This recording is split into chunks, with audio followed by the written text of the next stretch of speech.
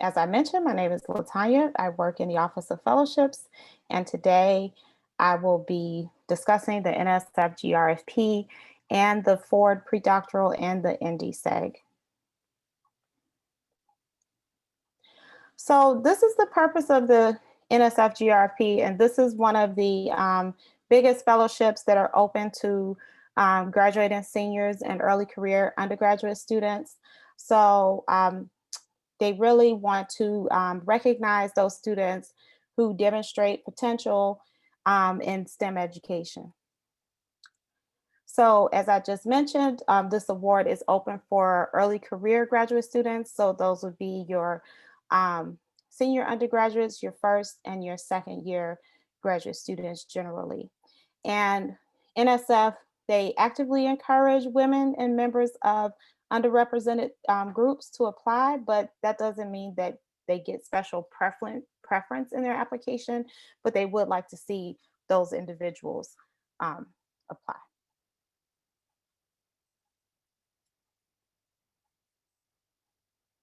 You know what? I don't think I'm recording. Oh, I am.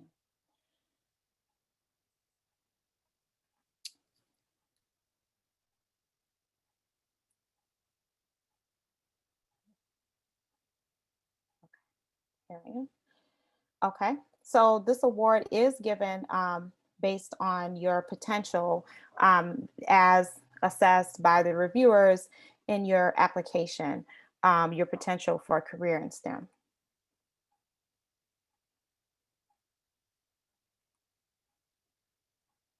So what is offered by this fellowship? So this is a 5-year award. It provides 3 years of support that you can use over those 5 years. And it also gives you a $12,000 educational allowance that goes to your institution. They also provide supplemental funds for families. And there is also this intern non-academic internship program that NSF has that you can take advantage of. So what are your chances for success? Over the years, generally, we see between a 12 to 16% success rate. In our most previous year of collecting data, 2020, there were 2,076 awards granted. So the best place to start with NSF is to really read the most current solicitation. The most current solicitation now is the 20-587. NSF will be releasing a new solicitation as they do normally, usually during July, mid-July, or early August. So I would definitely check the website for that. And you should read this cover to cover. It's redundant in a lot of spots, but it will give you all of the information that you need to apply for the award. So let's look at our eligibility right now. So this award is open to US citizens, nationals, and permanent residents, early career graduate students and senior undergrads. So first and second year grad students and senior undergraduates are open to apply. You must be pursuing a research-based master's or PhD, and one of the concentrations that are listed in the program announcement. So that doesn't mean that your major has to exactly align to the fields of study, but you must be doing something in one of those fields of study. And you must have the intent or be enrolled in an accredited US institution by the summer or the fall of the year that you're offered the award. So this is the category for people who are not eligible for the award. So people who are not citizens, and most importantly, people who were previously awarded a NSF GRFP and accepted it, or if you were awarded a GRFP and you did not notify NSF by the deadline, you would not be eligible. So these are the academic levels. So all of the applicants are ranked into these different groups, levels 1 through 4.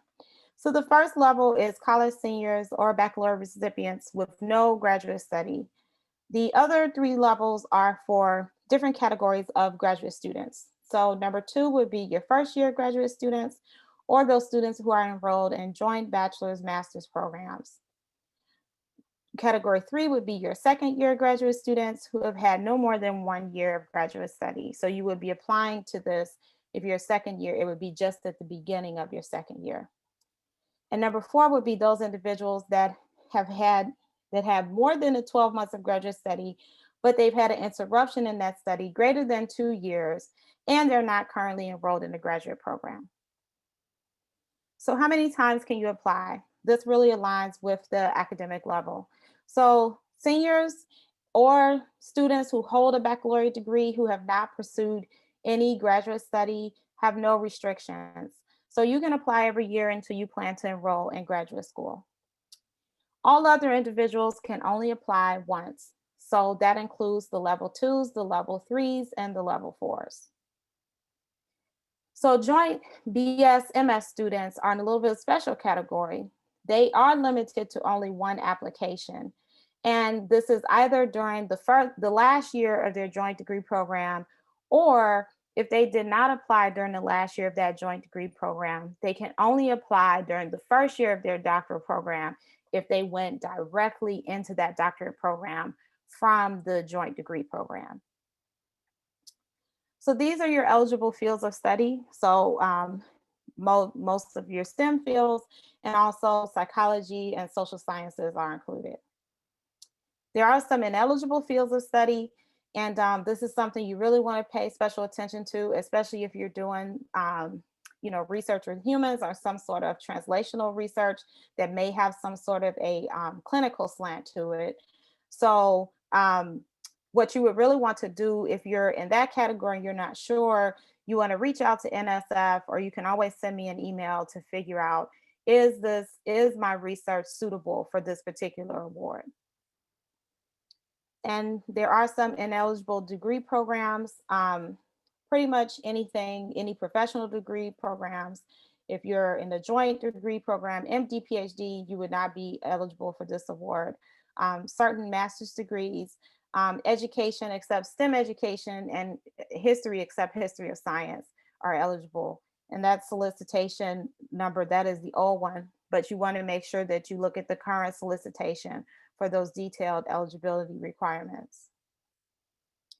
So starting last year, NSF had highlighted these high priority research areas.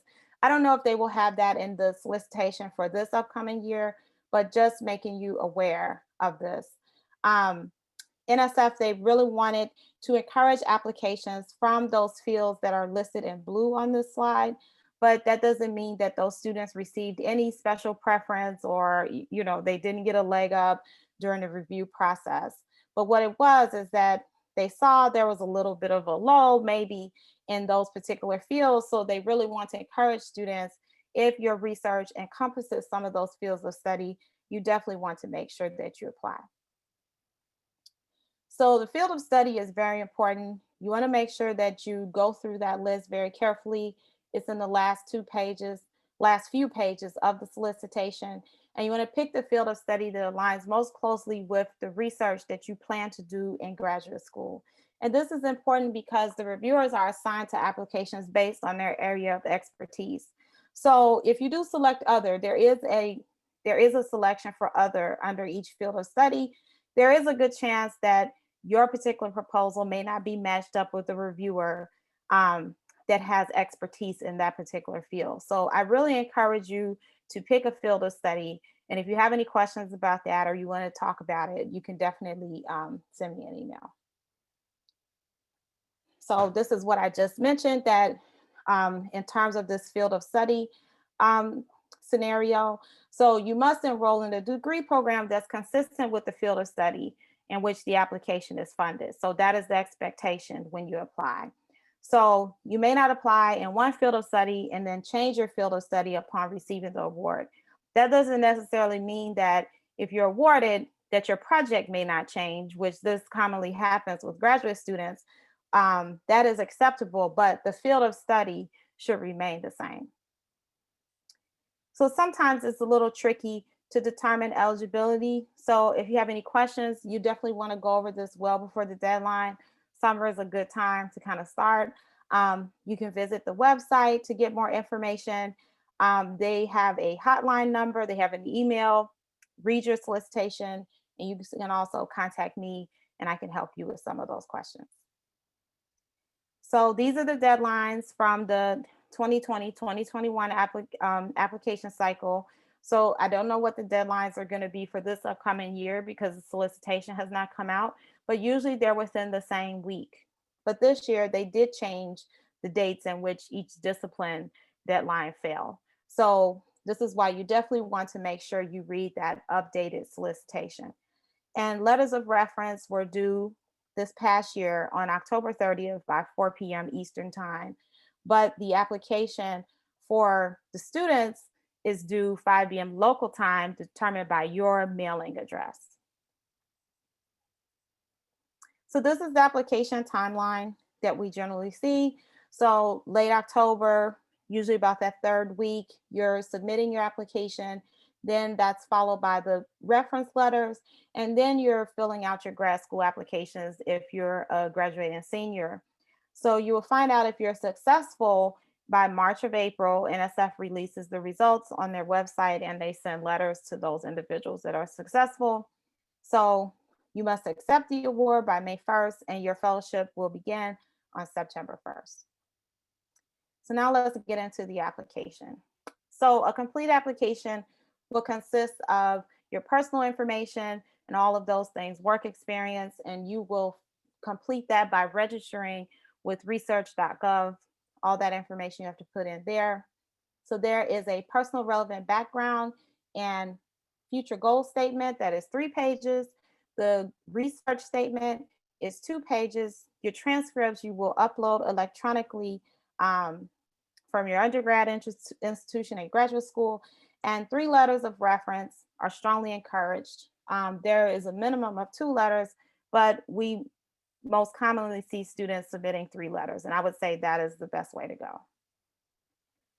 So both essays, the research statement and the personal statement, must contain the intellectual merit and broader impact sections.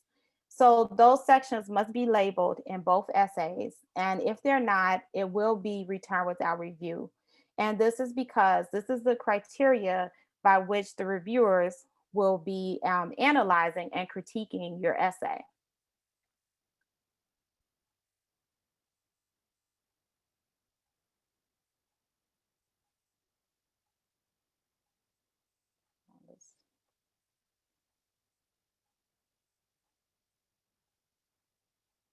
Just a minute.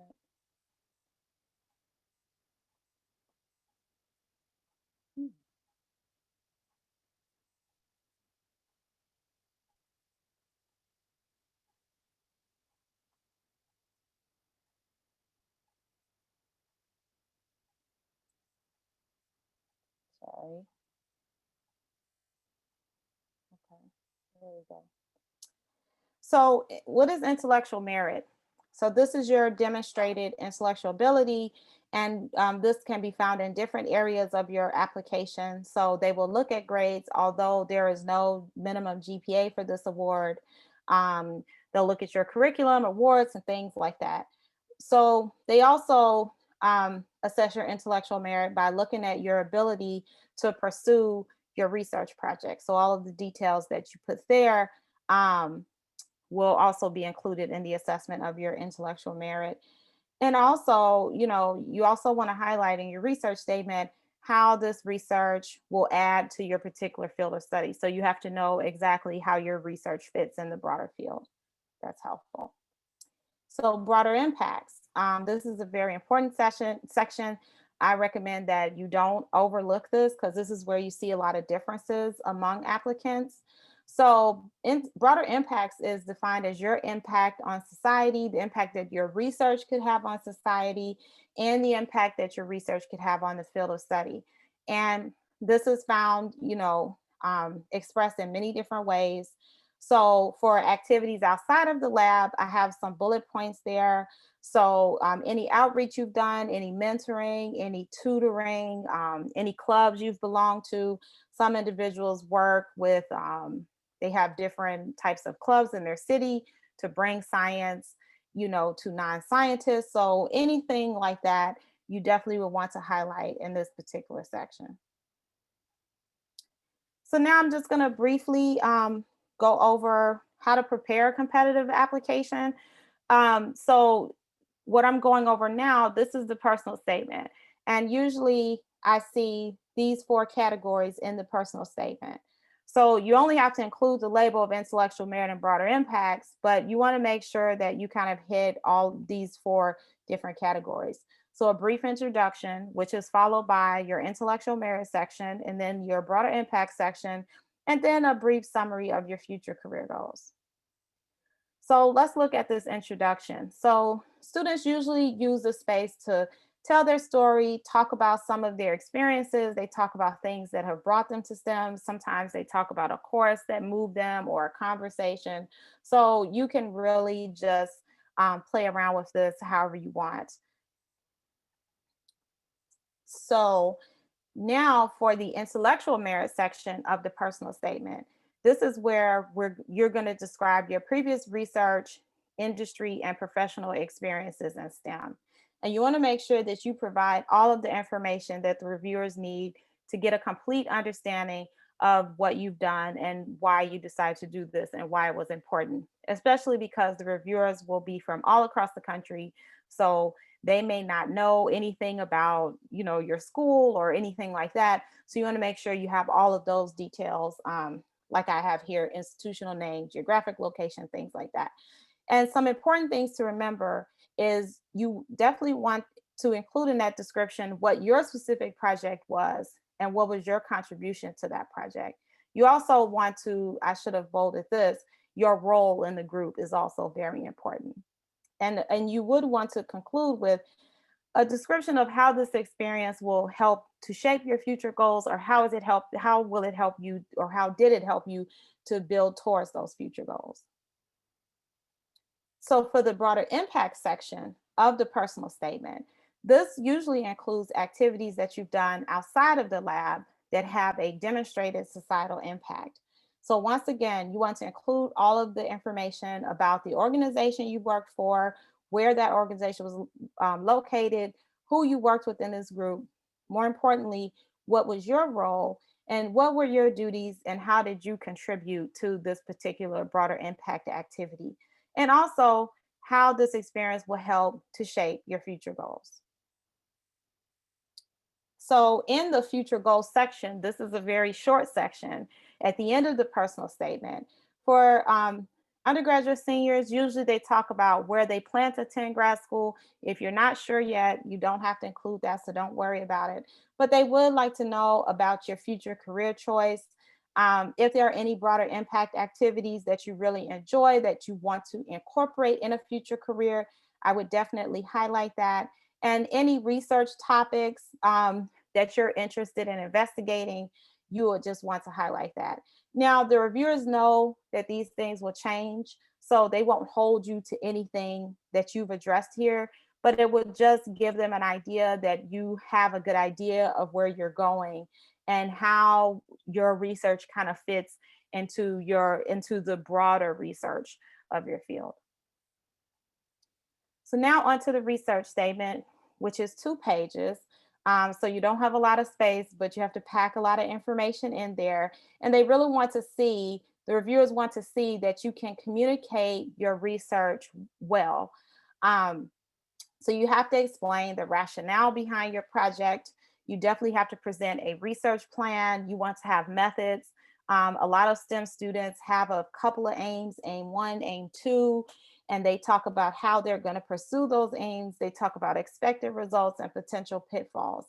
And in this research statement, you also want to describe any unique resources that will be needed for you to accomplish this. So, if you're proposing to do a novel technique, or if you're proposing to use a piece of equipment that's only found in one location, let the reviewers know that you have access to that, so that they will have a good idea that, okay, the student has everything planned out. They know how to get everything that they need.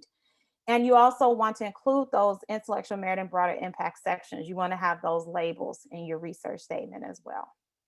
Some tips from NSF: you want to avoid jargon. If you have any jargon, you need to make sure you define it for the non-specialist. because chances are very high that the person who's reviewing your application will not have done research exactly in what you're proposing, but they will have a broad knowledge base of your particular field of study. And you definitely want to make your contributions clear. So you want to make sure you include a lot of I phrases and not too many we phrases, because they want to see what you're going to do on this project. So some things to ask yourself before you begin. You definitely, for this introduction to the personal statement, if there's anything special or unique about your life story, about yourself, that'd be a good place to kind of include that information. Um, Details of your life that might set you apart from other applicants, because as you saw, it could be between 12,000 and 16,000 applicants. So anything you can do to kind of set yourself apart. In doing that, you can also discuss how you learned about the field, when you became interested in the field, and anything that you can think of that will make the reviewers interested in you will be a plus. So there are three letters of reference. NSF requires two, but we see the vast majority of students submitting 3 letters. If you submit more than 3, you can rank them, and only the top 3 will be used in the evaluation of your application. The reference letter deadline is a little bit after your deadline, and you definitely want to select your reference letter writers carefully.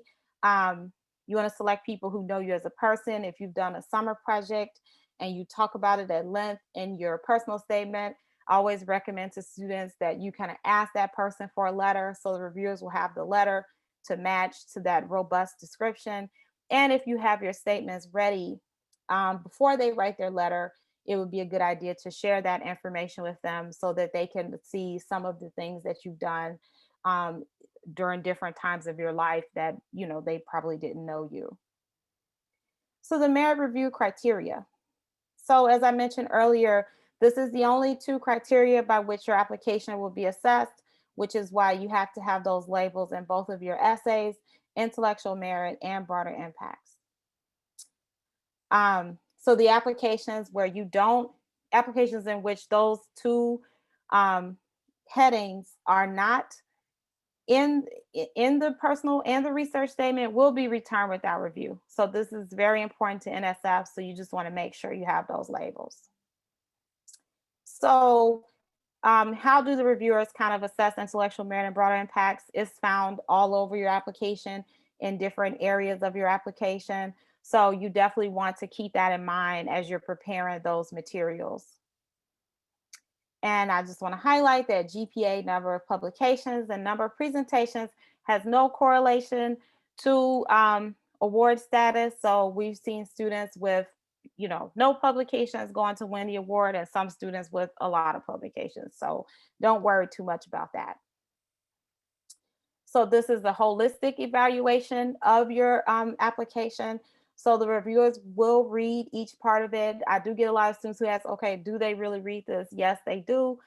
They will read the entire application, and they will, take a step back and see how everything kind of fits together, including your letters of reference. And this is just a reminder again to select the primary field of study that's most closely aligned to what you plan to study in graduate school. So this is kind of the questions that the NSF reviewers ask themselves. It should be clear what you want to do, why you want to do it, why is it important, and what success looks like. That is very important in the research statement. You definitely want to let them know, okay, if I do this particular aim, I will know that it is successful if I see this particular reaction. So this is some resources that you want to use as you're applying. I would say the second one is probably the most important. It's a very student friendly, the nsfgrfp.org. The first one is the National Science Foundation website.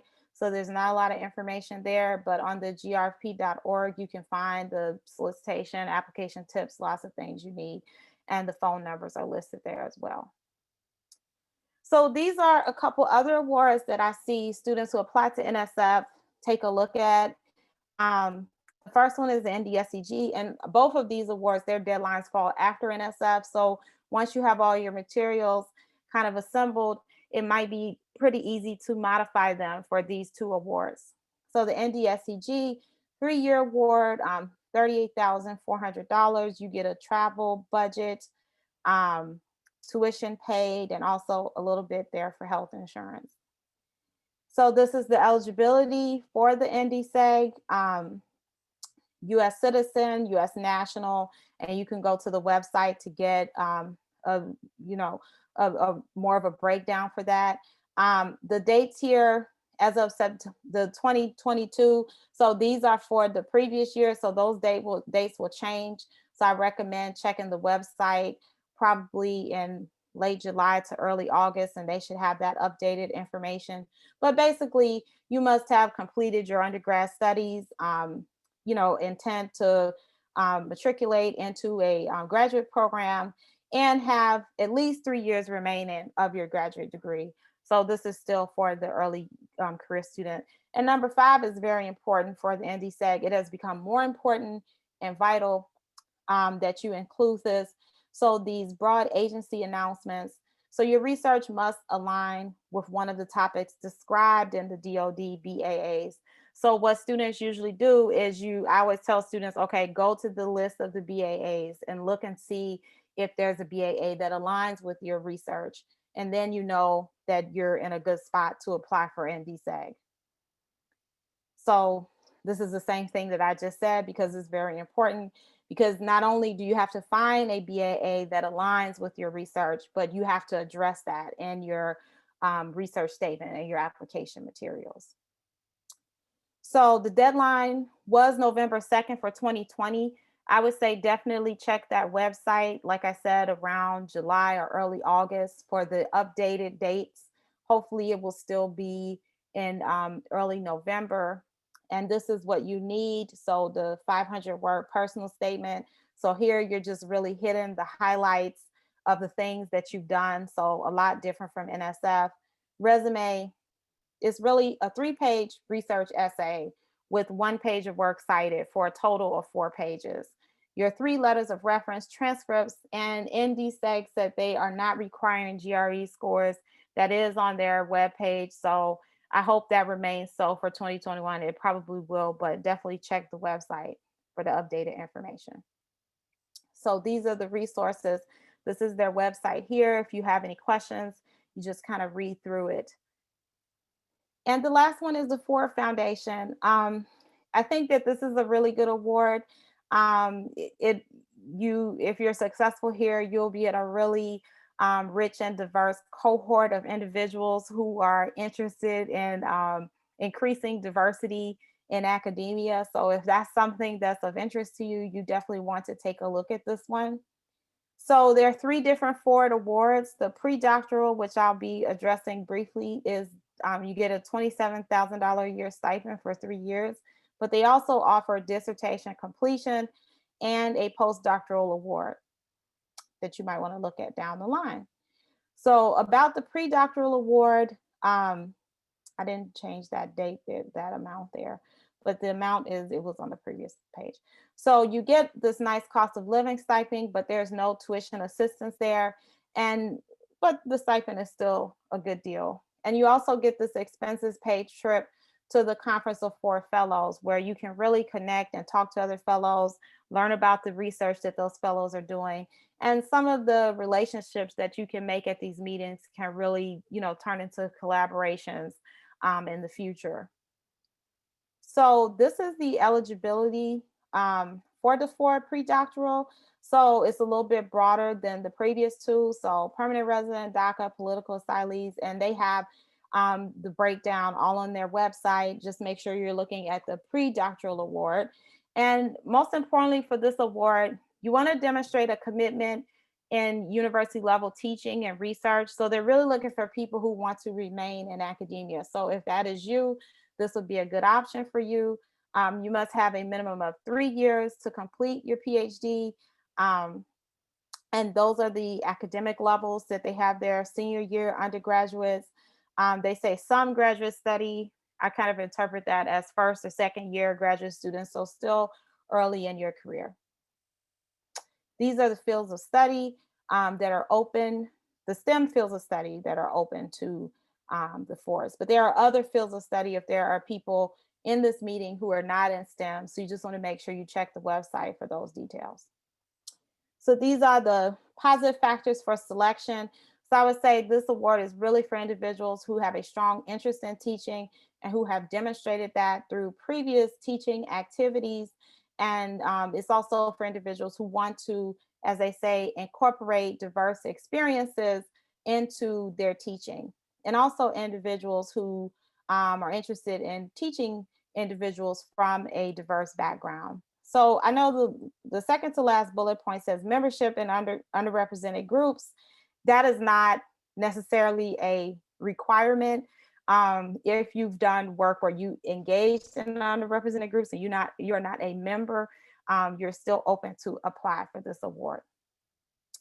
So their deadline is usually mid-December, but once again, you want to check the website for the most up-to-date deadlines, and I advise still mid-July to August. These are the keys to success for this particular award. Commitment definitely to teaching at the university level, teaching or research. And you have to demonstrate, as I said, that engagement with groups that are underrepresented. So just to finish off here, so I do a number of info sessions over the summer, but I also do writing workshops. So this is a little plug for my 3-day GRFP writing workshop. So if you want to get a jump start on your application, I would recommend maybe signing up for one of these workshops. Each workshop builds upon the previous one, and these will take place in late June. So registration is required. So here is the link here where the link for the registration will be on our website. So if you cannot make it in June, we will offer an identical workshop in July.